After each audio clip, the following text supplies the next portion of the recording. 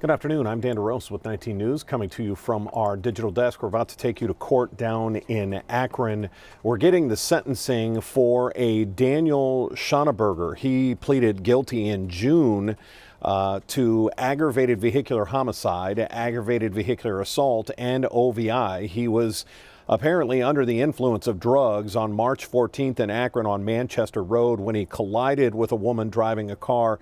It killed Tayshana Junias, just 33 years of age, in Akron. Let's take you live now to Akron for the sentencing.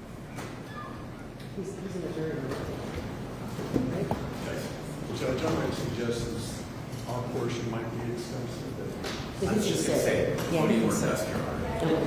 Best.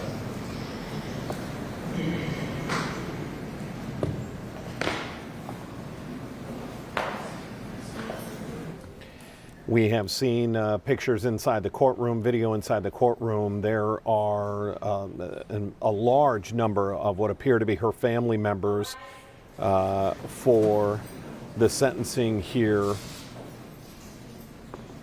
And here comes our defendant here that's about to be sentenced. That is Daniel Schauneberger, about to be given what you can expect to be a lengthy sentence for, again, pleading guilty to aggravated vehicular homicide. He was under the influence of drugs when he killed the 33-year-old from Akron. Daniel Schauneberger. Mr. Schauneberger is present today in the courtroom.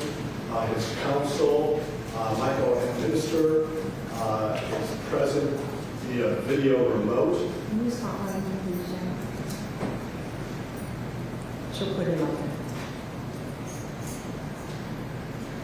I believe we're all seeing Mr. Minister at this time in the courtroom. We also have Eric Jones, who is not an assigned counsel in this case, but he was requested to be present since Mr. Minister is out of the state and was not going to be available today to be in the courtroom for this hearing. Right, and I understand that that was through no fault of Mr. Minister, that he knew he was going to be out of state, but other incidents have occurred that have prevented him from being here. And out of deference to the family, we decided to go forward, and he asked if he could just proceed by Zoom, and the board agreed under these circumstances. So, the other thing I want to say before we proceed, however, is I do understand how difficult a case like this is for not only for the victims' families, but also for the defendant's family. I understand there's a lot of high emotions in cases like this. And people are going to be speaking. All I ask is if you are speaking to remember that you are in a courtroom. You certainly have the right to speak and convey whatever you wish to convey to either the court or to the defendant himself. But just please keep in mind that you are in a courtroom, and there has to be a certain level of decorum that is followed. And then also, when it gets to the point of sentencing, it's important that there are no outbursts or displays of emotion. Once again, if you feel like you cannot abide by those rules, then you're going to have to step out of the courtroom, and the deputies will ask you to leave. And I'm sure you want to be here to support your loved ones, and you don't want to miss anything. So I'm hopeful that everyone will be mindful of that. Also, with the addition, with the exception of the press, who are here with the permission of the court and signed written permission of the court, no one else is to have their cell phones on. So no one in the back should be recording this. So lawyers can have their phones on silence, but in the back, all cell phones must be turned off and put away. And if we see a cell phone, it will be confiscated. Everyone needs to remove their hats as well. All right. I think we're ready to go, Mr. Bola. Do you have some people that you would like to have speak so they can step up to this?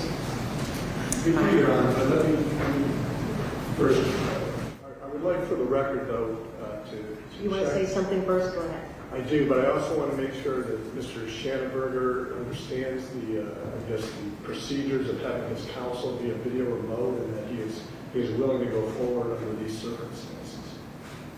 I can represent to the court that I met with Mr. Schauneberger via IC Solutions this morning. I've notified his family, and he's indicated to me that he does agree to proceed under these circumstances. Is that true, Mr. Schamberger? Yes, Your Honor. All right, thank you. And thank you, Judge. And yeah, as you did indicate, there was no trial in this matter. The defendant did plead no contest and was found guilty of one count of aggravated vehicular homicide and one count of aggravated vehicular assault, along with a misdemeanor count of operating a vehicle while impaired. I did have a chance to review the pre-sentence investigation. Unfortunately, I don't believe that investigation or that written document really portrays what happened back on March 14th of 2023 at 8:30 in the morning. And so I think to understand and to put into context what family members and loved ones are going to tell you, I think this court needs to be presented with some of the evidence and some of the facts in this case as to what occurred that morning. And when we talk about that event, and you know, unfortunately in this courtroom we often use the terms of tragedy and senselessness, but this case took those words of tragedy, senselessness, horrific nature of this case, not only the evidence, but the consequences and the results of the actions of the defendant that day, took those words to a new height, unfortunately, and to a degree that is just heartbreaking. Because this case involves two victims, one being Christina Williams, who did suffer injuries but survived the event, but Tashana Junius, 33 years old, died as a result of the defendant's conduct that day. And I kind of want to go over the events of that day because it was Tashana, and I think you'll hear from her family members, as I've heard and have seen letters about what a special lady this was, and what a great loss she is, not only to her family members, her loved ones, but to this community and to this world. And on that morning, she was doing what she did. She was taking care of her daughter, dropping her off at school, and heading to work. And I'll start out, and if I could, if you could provide access to the docu-cam here on. And I'll start out with two photographs showing Tashana, which are going to be presented at trial. And this is Tashana here, and then this is another picture of Tashana with her daughter, Melrose, who she had just dropped off at the William Reiner Learning Center on Manchester Road.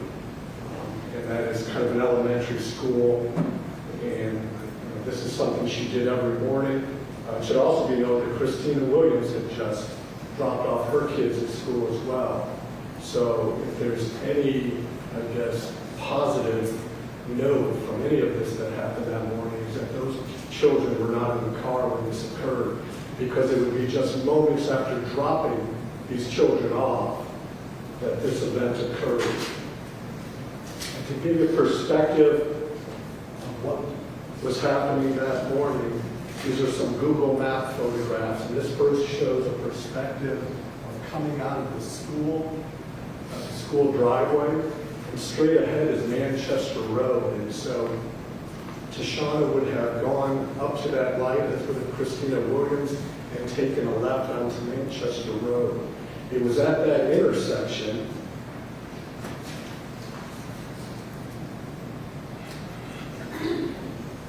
this is a closer up of that intersection here, that the light facing Manchester Road would have been red, and the defendant would have pulled up and stopped at that intersection. It just so happened that Detective Brian Breeden of the Sheriff's Office, who this court has seen before as a lead detective in some of the cases that have gone to trial in this case, but he also was pulling up to that intersection as well. He would later provide a written statement indicating, and he noticed kind of the unusual actions of the defendant, and that although the defendant had no cars in front of him, he didn't stop at that big solid white line where people usually stop. In fact stopped about 4 car lengths behind them.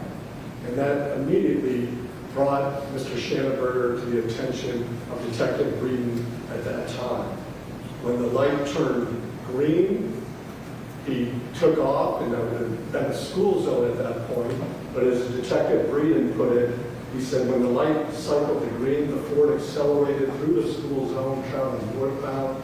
The Ford continued to increase speed as it approached traffic stop at the light at Manchester and Welcome. The Ford slammed into a black Kia, and the black Kia was the car in which Deshauna was the driver. Without activating the brake lights, the collision ejected the driver of the Kia into the passenger side of the vehicle. When we look again one last time at a Google map, you can see the short distance. 2370 is the address of the school. Traveling northbound, and the collision occurred at 2200 Manchester Road. By Google accounts, that's only 4/10 of a mile, in which the defendant went from a red light stop to accelerating through a school zone and accelerating right into the vehicle of Deshauna. The investigation in this case was excellent. One of the things that the investigators were able to obtain was an airbag control module.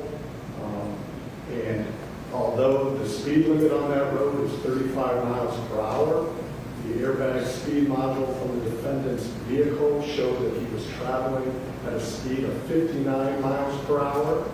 That same module showed that he never braked, not even slightly, as he collided and rammed into Shashana's car, and that he did not in any way turn the steering wheel in an attempt to avoid that vehicle.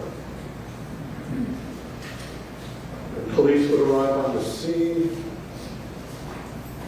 They would ultimately photograph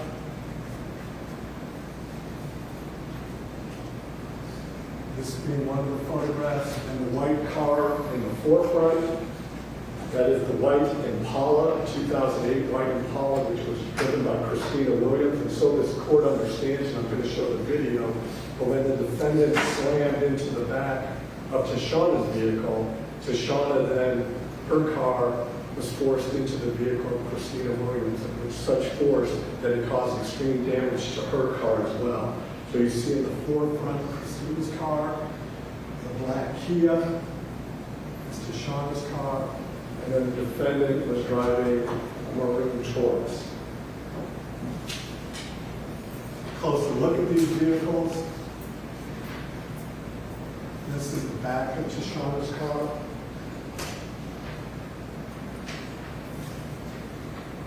This is the back of Tashana's car in the front of the defendant's vehicle. And then finally, this is the back of Christina Williams' vehicle.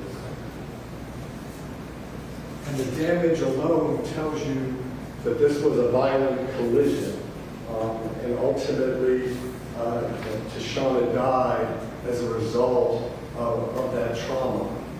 But the video itself, which is difficult to watch, but I think it's imperative for this court to see the video. But one of the establishments that was parked right across the street had a security video camera which caught the collision on camera, and I'd like to play that for you at this time.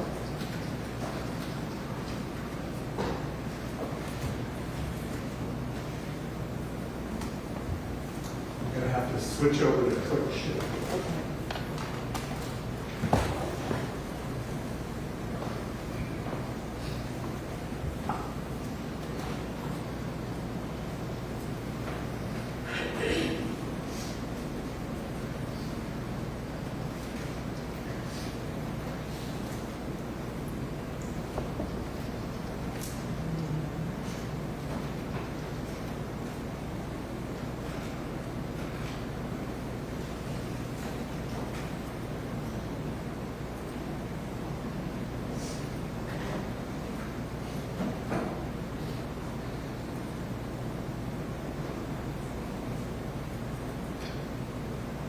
Turned red, and then my red went away, so maybe it takes it. It usually does take it. No, you might want to try pressing the button on Ryan? Oh, it's ready. There we go. So this is the camera view outside of the establishment.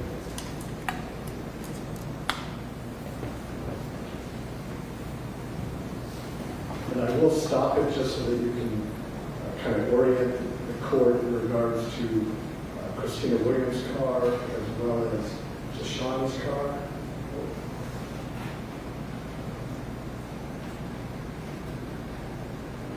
You can see Christina Williams' car pulling up there, and that would be Shoshana's car right behind it. So you can see the white car is Christina Williams' car, and then the black Kia is Shoshana's car.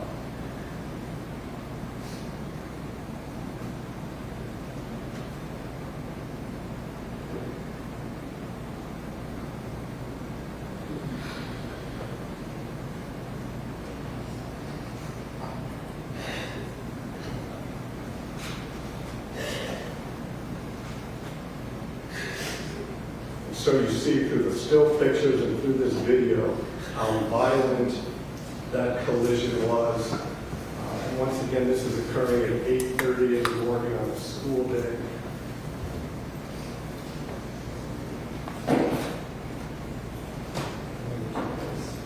Sorry to check with more videos here.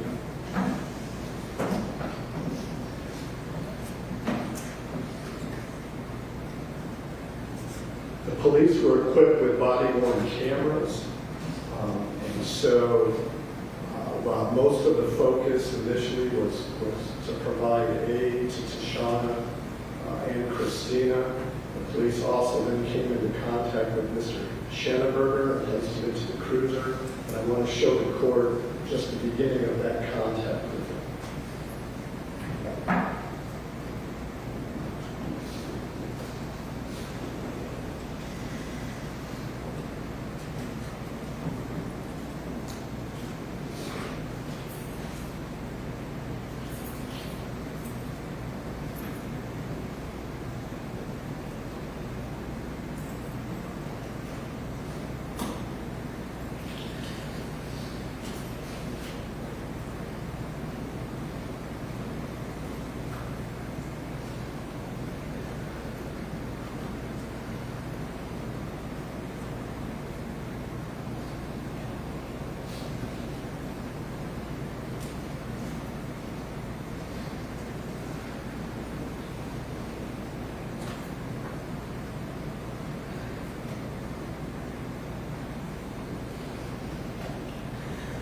Should be volume on this change, so bear with me. Oh, it's not on this. No. I'm going to go out and go back in and see if that makes a difference.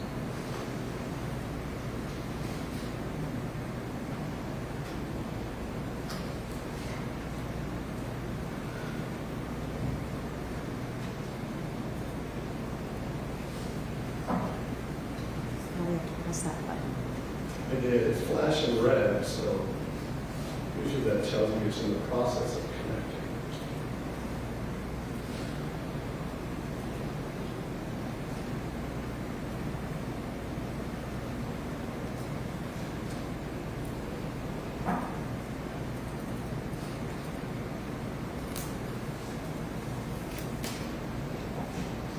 There we go.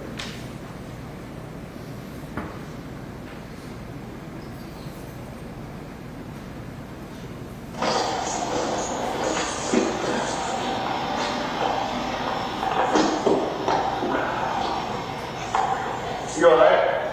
Yes, sir. After hitting that car like that, you're okay? It's a big car. Yeah. I was actually going to get that car with my daughter because I fell asleep for my time there. I had a Chevy Cruze and Yeah. I did like 20. And there was a car with no lights on, parked on the side of the road, and I pushed all the way up to the front. So In the Chevy Cruze? yeah. So I wanted to get a bigger, safer car for her. But she's 15 back now. I felt safer with her now. Yeah. What, how did this end up happening?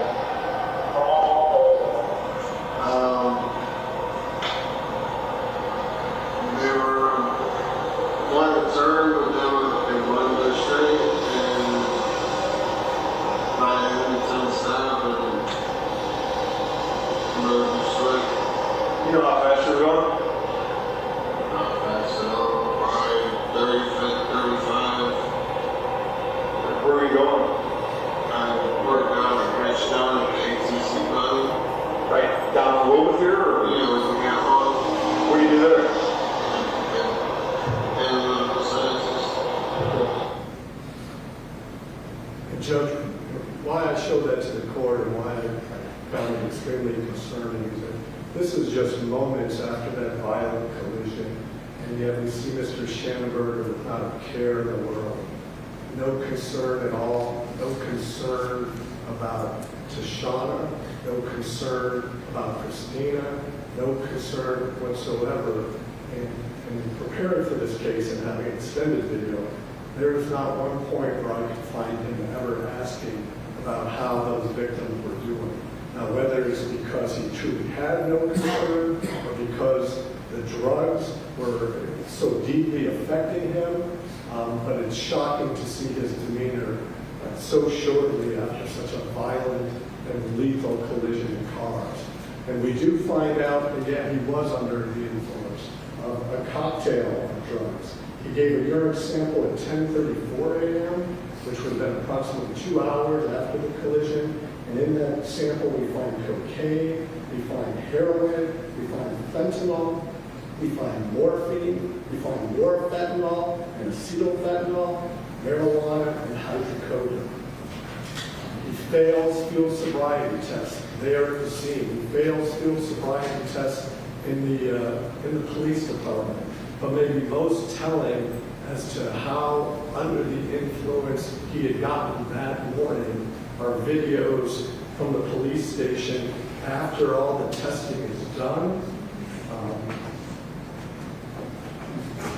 And after he's just waiting to be picked up from the police department.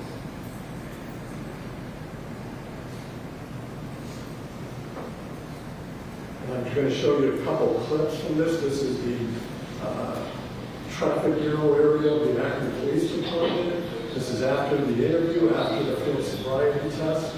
We're going to fast forward to 2 minutes on this.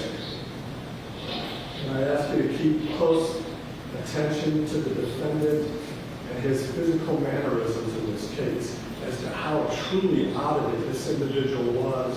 And this is about 2.5 hours after the collision. This man was driving on the streets with individuals and kids, and it's just shocking to see how impaired he truly was.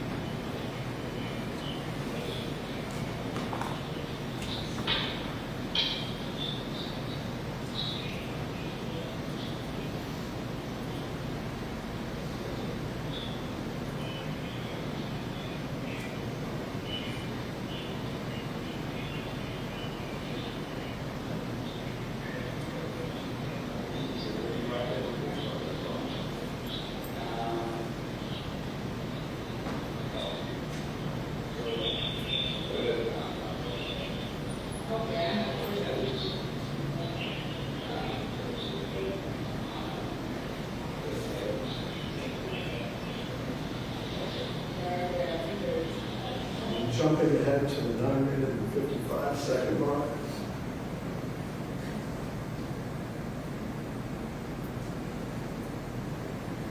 Like 1 more minute of this video.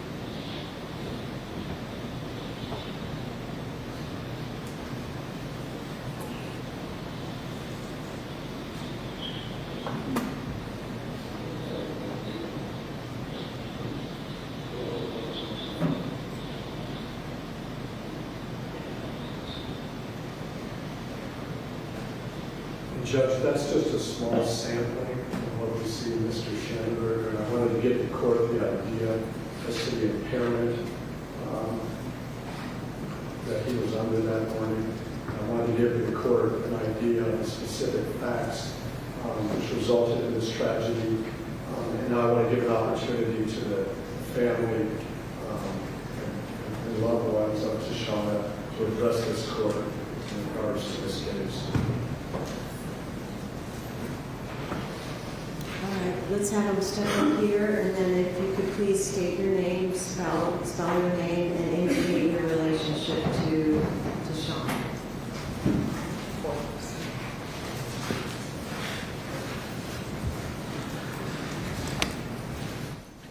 Dan DeRosa with 19 News. You're about to hear family impact statements here, going to be very emotional.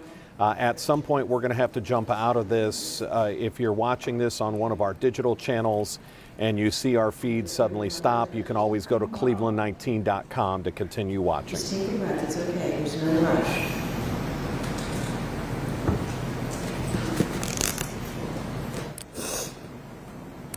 I have tissue. I have tissue.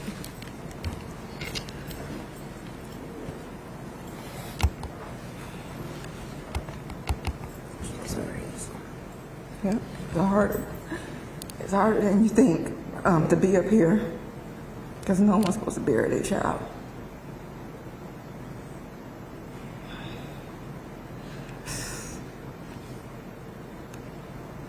For a whole year, it's nothing but a nightmare for my family. You don't understand what you have taken away from me, what you have taken away from a 5-year-old little girl. Our mom was her world. She did everything for that little girl. I have not slept since March 14th, 2023. I've lost